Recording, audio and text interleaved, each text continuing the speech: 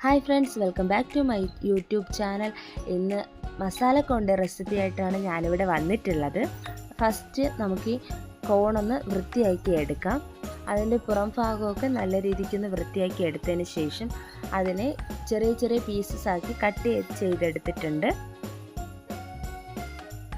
ഇനി കട്ട് ചെയ്ത പീസസിൽ നിന്ന് അതിനെ ഒറ്റയ്ക്ക് അടർത്തിയെടുക്കണം.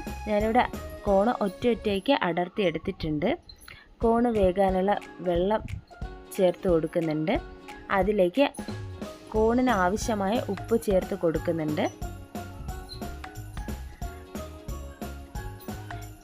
കോൺ ഇവിടെ ഹൈ ഫ്ലെയിമിൽ അടച്ച് വെച്ച് നന്നായിട്ടൊന്ന് വേവിച്ചെടുക്കാം.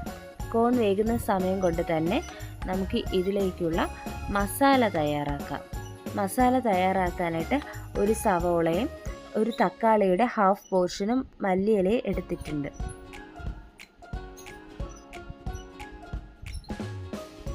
ഇനി ഇതെല്ലാം ചെറിയ ചെറിയ പീസസ് ആക്കി കട്ട് ചെയ്തെടുക്കാം. സവോളയും തക്കാളിയും മല്ലിയിലയും ഇവിടെ കട്ട് ചെയ്തെടുത്തിട്ടുണ്ട്. ആ സമയം കൊണ്ട് തന്നെ കോൺ ഇവിടെ നന്നായിട്ടൊന്ന് വെന്ത് വന്നിട്ടുണ്ട്. ഈ കോണ് വെള്ളമൊക്കെ കളഞ്ഞ് വാർത്തെടുക്കാം.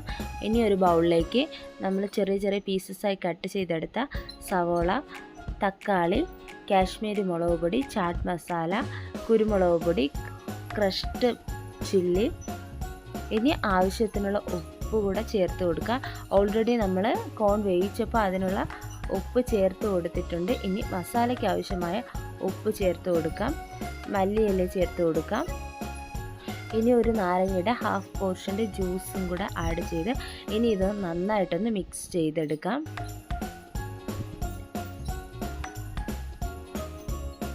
കുട്ടികൾക്കൊക്കെ വളരെ ഇഷ്ടമായ നല്ല ടേസ്റ്റി ആയിട്ടുള്ള കോൺ മസാല ഇവിടെ തയ്യാറായിട്ടുണ്ട്.